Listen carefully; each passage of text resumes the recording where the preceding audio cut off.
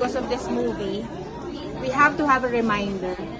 A reminder that talagang we have to be resilient. No matter what life throws at you, talagang sobrang galing lang na ang lalaki na nung problems that Marge is actually dealing with. But with the right people around you, with the right support system. Kasi gustong-gusto ko yung sinabi, sometimes you don't need to be great.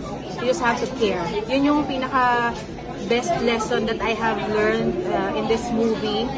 Sometimes talagang ang kailangan mo lang is, to be able to have a realization.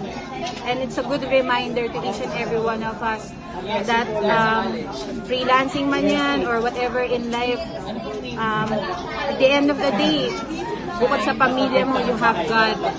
You really have to reach out to God, and pray that He's going to really pull you through everything and anything na pinagdadaanan mo. I encourage everybody to please watch When the World Meets Miss Provinciana because it's definitely a good movie. Sobrang solid ng lessons and good job, Marge. Really, idol na idol. Lodi talaga kita. Thank you!